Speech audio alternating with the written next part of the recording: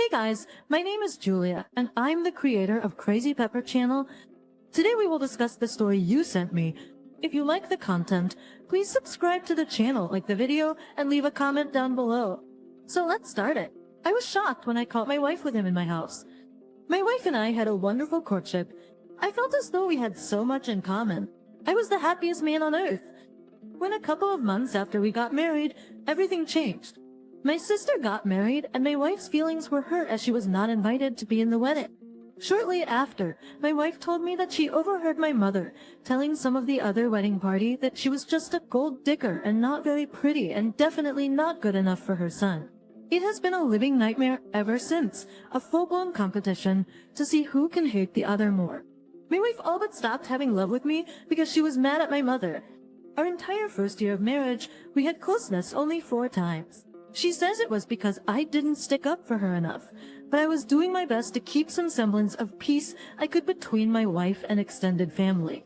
Well, as you can probably imagine, as a man in my late 20s who was constantly arguing, she said, between my wife and parents, barely getting any action at home, and surrounded by attractive females at my job, I started fantasizing about a different life. Just over the next few years, I had 2 one-night stands and would eventually have to meet that reckoning. My wife wanted to start a family, and I was more than eager. I'd always wanted kids, and in some twisted way also probably hoped it would cement our marriage. We had 2 wonderful little girls, 2 years apart. Then, one Mother's Day, I lost it. I had invited my mother to come over to our house, where she and my wife began attempting to out-disrespect the other. It was another pissing contest to see who was more in control over me, and whose side I would take, and a huge argument ensued between them. I remember tears, feeling helpless and trapped, and briefly contemplating blowing my brains out just to end it all. Quickly, my love for my kids grasped me from my self-pity tantrum. I thought of Nietzsche and being a man for a change. I decided right then, and there I was just finished. For the course of the next week, I found an apartment and had one of my best friends help me move an adequate portion of our furniture there. Total waste of money, because I usually come home to sleep with my kids at night anyway. But in my mind, I was getting the ball rolling. My wife was completely shocked, begging my friend to convince me to come back. She even started seeing a counselor to work on her issues with my mom. They actually attempted to mend fences, and my mother said that period was the nicest she ever had been. I had been low levels flirtatious with a pretty young woman at work, and I instantly ramped it up. We started emailing, flirting more at work, very stupid, and actually made out a couple of times. Then my wife discovered the emails. Now the ultimatum was thrown back at me. My girls were young, and I knew I would miss them dearly. The thought of another man possibly moving in and living around my sweet, innocent little girls also petrified me. I took them for a drive, and we had a long talk. I promised them that I would never ever leave them. I ended it with the work colleague, broke my lease, and had my friend help me move everything back home. I committed to working things out. I still loved my wife. I just wanted the animosity between her and my family to cease. They didn't have to like each other, just be civil. Although we never had intercourse, I never even removed my clothes. I cheated. We started couples counseling, and I revealed my 2 previous indiscretions. For the next couple of years, I endured daily reminders of what a piece of stuff I was. Vindictive, venomous, stinging reminders of the dirty lying dog I was. I believed it all too. Repeatedly pumped for details, demanded to justify my lack of soul. She told all of her family and friends everything. She didn't think she could ever trust me again. This had become my burden to bear. I told myself, so long as I wanted to keep my promise to my girls. My friend, who had helped me move with the apartment, still came around from time to time, and my kids were close friends with his kids. Although always eager to knock me back down a couple of notches, my wife became particularly vicious with her words towards me when he was there. This escalated over months. My friends and I live 5 minutes from each other, so it was never a surprise for him to come by and drop off this or that. But one day, I came home. He and my wife were sitting outside talking, and he just had a strange look on his face. I would characterize it as part surprise, part guilt. The next time he came over, it was to show me his new Harley. I said, sure, no problem. They were gone for an hour. Yeah, not the ride I had in mind. Now my suspicions are up, so I start asking her some questions and get told it's my guilty conscience. Maybe I'm screwing around on her again. I'm a scumbag cheater, not her, etc. Soon after, I was downloading the pics off our digital camera, and I saw a picture of the two of them sitting on the tailgate of his truck parked in the middle of our front yard. The pic was taken from inside the house, so I asked my 8-year-old daughter if she knows anything about it. All she said was, "I took it. Adi.Kropti. Tony has been coming over a lot lately." Not even a month later, our two families were taking the kids on a river float trip and had the cabins already reserved, so I keep my mouth shut and play along. The final night, the kids went to bed, and we 3 adults were sitting on the outdoor deck talking. My wife was a little tipsy and starts in about cheaters and what an a-hole I am. She then shifts gears and insists that I start drinking. At first I decline, but she seems genuinely irritated, so I grab a beer and pretend to imbibe. After several beers stealthily poured out, we move inside and I call it a night. I head to the bedroom and silently lie down in the pitch black, listening to every word. The banters and laughs gradually diminish to whispers. Then I hear the smooching sound of kisses. Heart now racing, I silently rise from the bed and glide over to the door. As I step around the corner, he is sitting with legs spread, and she is standing between them. Leaning over, lips locked, I can distinctly recall the French kissing motion of their bulging, undulating cheeks. The look on his face was priceless, especially as I strode over to the table and picked up my bag containing my .38. She immediately began mumbling about trying to find something as she darted out the door and onto the deck. I slept that night with a .38 in my hand, out the door and onto the deck. The drive home with the kids the next morning was deafeningly silent. Once we returned home, I began some detective work and discovered from our phone bill that they had been texting each other daily for 8 to 9 months, up to 600 texts and 30 pics per month. I couldn't see any of the texts or pics, which is probably for the better. God knows what they were doing in my house while I was at work, but I know too. I'm sure they would disagree after reading all of this, but I'm not a complete moron.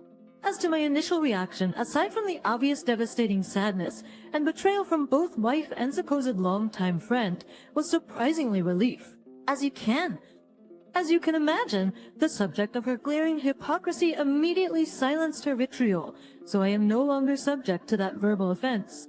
Listening to her make lame excuses for her behavior, particularly to our marriage counselor, after so many sessions of ripping me to shreds, I was drowning in schadenfreude. Honestly, I have yet to overcome it, but I'm working on it. I have a great relationship with my daughters, and that is all that matters to me now.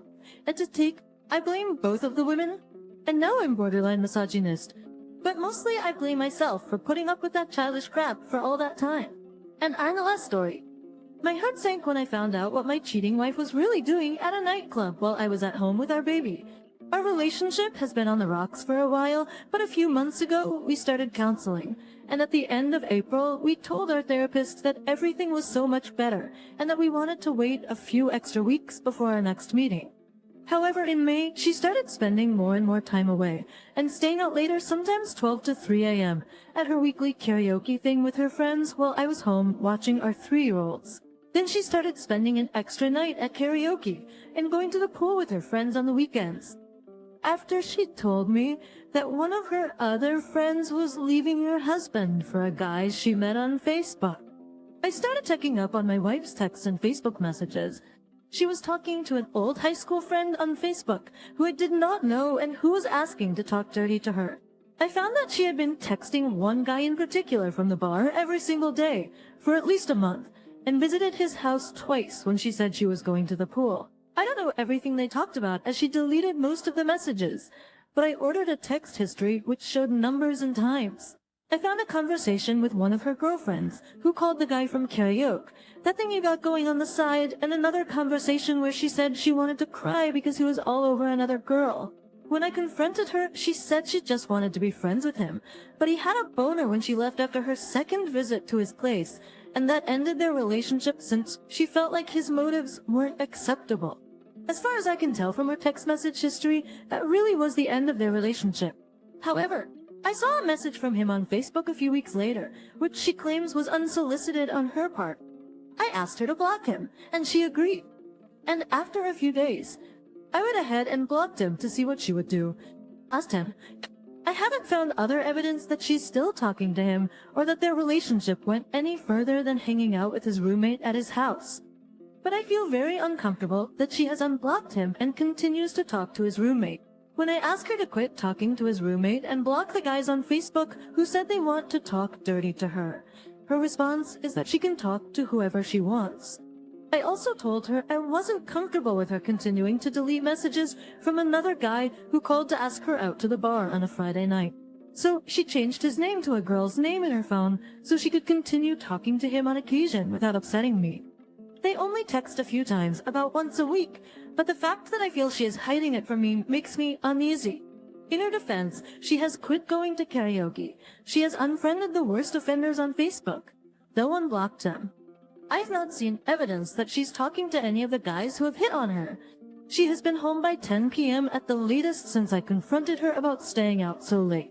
As far as I can tell, she's just going to dinner with a girlfriend once a week now. However, because she has been deleting text and Facebook messages with a couple of these guys and maintains that she wants to still be friends with them, I'm having a really hard time trusting that one of these relationships is not going to become something more if left unchecked. Part of me just wants to trust that she really will prevent these relationships from going too far. At the same time, I am reminded of so many close friends and my mom who ended up cheating on their spouses in relationships that started just as friends. I should also point out that I am not completely against her having guy friends, but the ones that I have not met make me nervous. She says she has invited them over for parties before, but plans haven't worked out. She's also planning an overnight trip to go clubbing at a city about 2 hours away next weekend. I've told her I'm not really comfortable with it, but I'm trying to trust that she will be faithful. So, in post, I guess that this comes down to that I don't really think that she has physically cheated on me or that she is setting out to cheat on me, but she thinks I am an overbearing tyrant for her wanting to end relationships with these young single guys who seem to have no respect for our marriage. All her friends seem to agree that I am a terrible a-hole, and all my friends think that these relationships are unacceptable or at least suspicious and unwise. Thanks guys for staying with me. I hope you enjoyed the video. Bye.